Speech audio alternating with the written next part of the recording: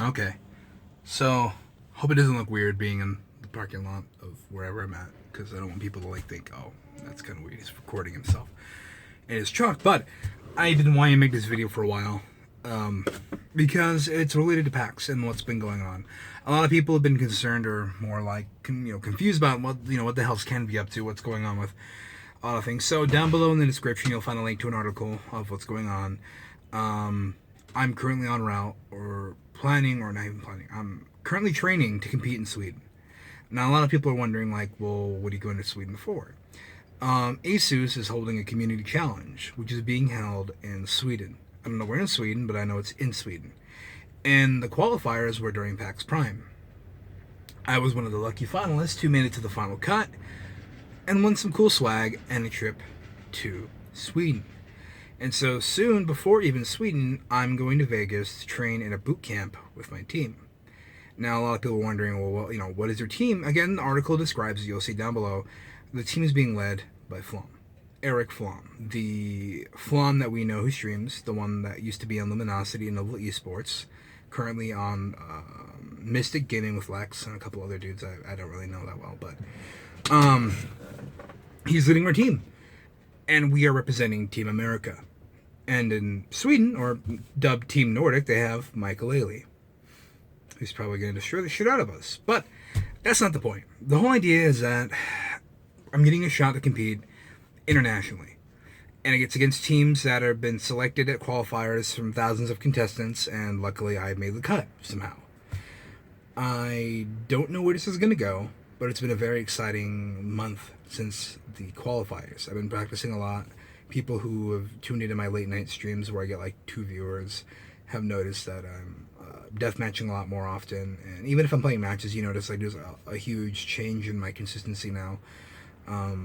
Obviously, a lot of it was a lack of respect of goal. The other half was like, oh, well, maybe he's bored. Maybe he wants to quit the game. And obviously, I was really close to quitting the game.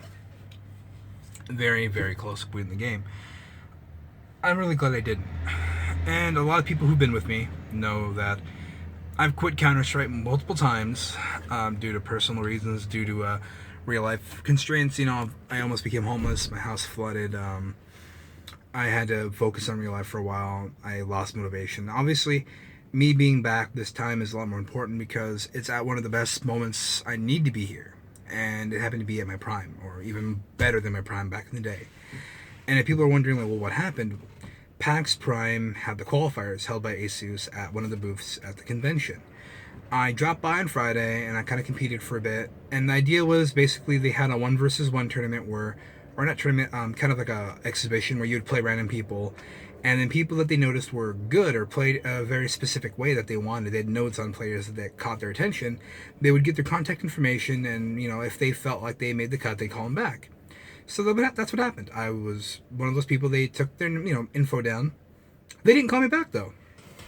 That's the funny part.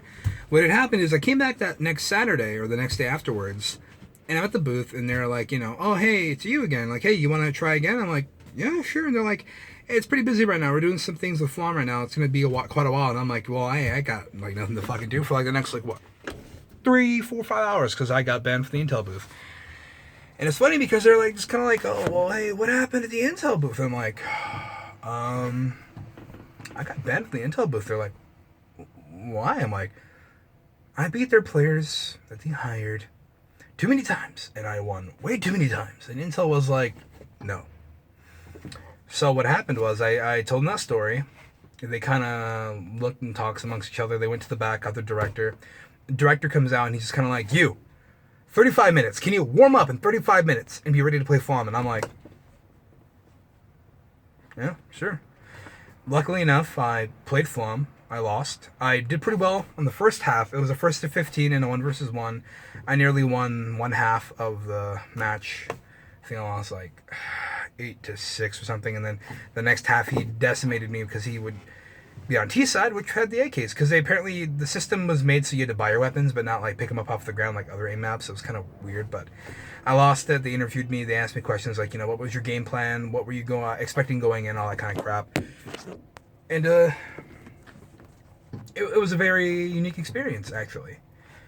What made it a lot more stressful or not stressful, what made it a lot more unexpected was they did this interview in the very end. They're kind of like, well, hey, how would you know, or how would you react if we told you were one of the finalists that made it to our Monday qualifiers? And my eyes kind of lit up, and I yelled my friend's name, who was like right behind the cameraman. I jump up, I'm in his arms, just screaming and jumping. We did it, and it was like the most exciting thing in the world. And then followed that evening, we all partied hard. Like, you have no idea how hard we partied. I don't remember a thing from that night. Even though I said on camera, I need to train tonight, I need to practice. I screwed up bad because I was just so excited. Like, I had the mistake of thinking I'd won the entire thing. So I celebrated really, really, really, really hard. Then Sunday came and they texted me and they were like, hey, are you free? We need you for the interview. And I'm like, okay. So they had me go to this building and there was a whole bunch of dudes there. Me and a whole bunch of dudes were just standing around. We're all like, oh, here for the Counter-Strike thing? We're like, yeah, I'm here for the Counter-Strike thing. Soon enough, this unmarked black truck or van comes up and he's kind of like opening his doors. And the director comes on and he's like, come with me. I'm like, well, okay, this is some James Bond shit right here. And to follow through, we go to the Silver Cloud Hotel, a couple blocks down the road, and we're just interviewed for hours. I was the last interviewee. All right, so I was there like 1 o'clock, got to the hotel, and then I interviewed till 6, right? I didn't interview, everybody else did. At 6 o'clock, one of the last interviewees, named Sean, stuck around. Me and him had become good friends over the last 4 or 5 hours, right? And over that time, they called me in, did an interview for like 5 minutes, called me back outside and told me to wait. I'm like, well, that's kind of anticlimactic, right? And as I hit out the door, I see fucking Flom walking through the front door of the hotel lobby, hungover as shit. I'm thinking, I didn't see him here earlier. And he kind of walks in the room I just left, and I think for a second, I'm kind of thinking nothing of it. Maybe he's here to talk to the director for something. They call me back in, and I go into this room, and I see the entire room is pitch dark. There is 2 chairs, Flom is in one, sitting in there like Chris Hansen from Dateline NBC, ready to interrogate the shit out of me about like how to catch a pedophile or some shit. And what led to those events afterward, or what events led afterwards, was just like the most intense 1 hour interview session of him asking me direct questions for the camera. And it was obviously, you'll see the documentary or whatever clips when they get released by Asus. I don't know when, but it was pretty crazy. Then Monday came. Monday didn't come. What happened is Sunday night happened. And it had dawned on me that I still had to qualify Monday. I'd fucked up and I thought I'd won the entire thing already. And that Sunday night, while everybody else got drunk, I was the only sober dude in the hotel at 3 in the morning. One of my buddies had succumbed to borderline alcohol poisoning and had to lay down. People were passed out, and I was the only one awake at 3 in the morning. And I was lost to myself and my thoughts. My buddy Richard pulls up. He gets me out of the hotel room. We talk in the lobby. And my friend Richard's a really good Dota player. He used to be one of the top 200 on the leaderboards in solo queue. Now, you think solo queue is, whatever, solo queues is good, but you have to think about it from the perspective of Counter-Strike, too. Like, a lot of people think they can be pub stars or pug stars, and they get picked up. In the same way, my friend Richard was probably one of the better Dota 2 players that I knew. Like, he was consistently playing against top players in solo queue like nonstop. And in that hotel lobby, we're just talking, and he's kind of like, it's one of those things where you're having this deep heart-to-heart conversation with your friends, and you realize, like, a lot of my friends who wanted to be pros or were really good and couldn't make it were starting to contact me one by one. They're kind of like wishing me good luck and how I'm carrying the torch. And it became more apparent when my friend was in the lobby with me, and he's telling me, like, he's patting me, he's just, punching me in the arm going, you're carrying the torch now. You are getting your shot, and you can't mess this up, and you got to do this for us. Like, you're doing it for everybody out there. And the pressure stacks on from there, because then you start realizing, like, you have the pressure of hundreds of people, if not thousands, whether they're fans or people you played against, people that like, these are people whose hopes and dreams are pinned on you once they realize you're getting your shot, and these are people who are expecting good things of you. And it gets really, really nerve-wracking.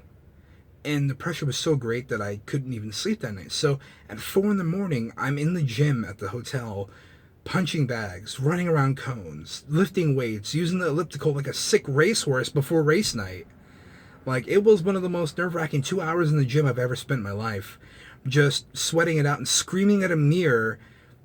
Not a mirror like a person, but like an actual mirror. Just staring at myself, screaming for like a half an hour, trying to figure out, like, why am I nervous for? Like, I got this. I didn't spend the last, like, 4 years playing this fucking game just to lose here. Like, that was the kind of nerve-wracking feelings you get from all this. And you hear it, and it doesn't seem too bad at first, but you start realizing how, like, crazy it gets when you get down to it, and you're actually in the situation where it's kind of like a life or death. Like, if you do this, your life changes forever kind of deal. And it's weird because from this video, life doesn't seem like it's changed, but in reality, it's still changing ever so slowly. And when I go to Sweden later this winter, that's when, like, the whole thing's gonna just multiply like hundreds. And then, Monday came by after a 3 hour of sleep and lots of stress later. The finals happened. My microphone wasn't working. We were split into groups of 2 and 3, 2 terrorists, 3 CTs, and I'm screaming at my teammate strats and shit we need to do and call outs, and it was just like, dude, I literally was so scared because I was playing like crap for a while before I started turning up and becoming Stewie 2K and pushing every single smoke like a sick motherfucker. But it was the dopest thing ever, and it was cool up until they were deciding the winners. And up until now, I've been playing for myself. I forgot, like, my friend Sean is there, and I have other friends now that are in here. And Sean and me were the ones on the T side. And then they became good teammates and good friends over the last, like, 3 or 4 hour qualifier, eating lunch together and walking together and talking about, like, our hopes and dreams. And to hear my name get called made me so happy. But as I'm watching Flom choose the other players, he skips over my friend Sean. I'm looking at Sean. The camera's panned toward us, and I'm just kind of looking at Sean, and I'm just like, well, dude, like, what the fuck? And it was kind of just this kind of sad moment because you realize, like, there's a point in time where it doesn't matter how well you play with someone. Skill and wanting to move forward in life and in the career like Counter-Strike matters more. And that's where it became more apparent, was like, obviously he didn't make a cut. I thought he was a good player. Maybe some people didn't think otherwise, but it was sad to think that. And that's what made the whole thing, like, just, it was a sad moment. And, in that moment after they'd chosen the winners, Sean is kind of like just trying to reassure me, like, it's cool. I run up to the team, and I'm just trying to pump them up because I need to forget about this shit going on. Like, I just need to start screaming, like, we did it, like, I needed something to get us started so that we can actually, like, get off that funk vibe, like, I didn't want to think about it. And since then, it's just been a whole bunch of nonstop training and, like, just getting my shit together, and it's been really tiring, if anything. I mean, my wrists hurt. I mean, I've literally gained muscle in a lot of places I've probably never even thought possible, but it's been a long week. And hopefully this video clears up a lot of things that have been going on. The article down below kind of gives me a little bit of justice. There's a documentary or something coming out from Asus or ESL or DreamHack or something, I don't really know. That'll be out eventually, and you can watch that, get the full details and all that kind of thing. But thanks for watching, boys. I know vlogs aren't really my type of thing. I want to do more vlogs and kind of like do, I guess the term is more like creative shit. But right now I'm focusing on CSGO. And I'm gonna keep focusing on it for a while. I'll be streaming every now and then, not a lot, and I'll mainly be practicing. But, please send me your support. Let me know what you guys think of the comments. I mean, I want to do some stereotypical YouTube thing. I mean, literally, I'm just, let me know what's going on.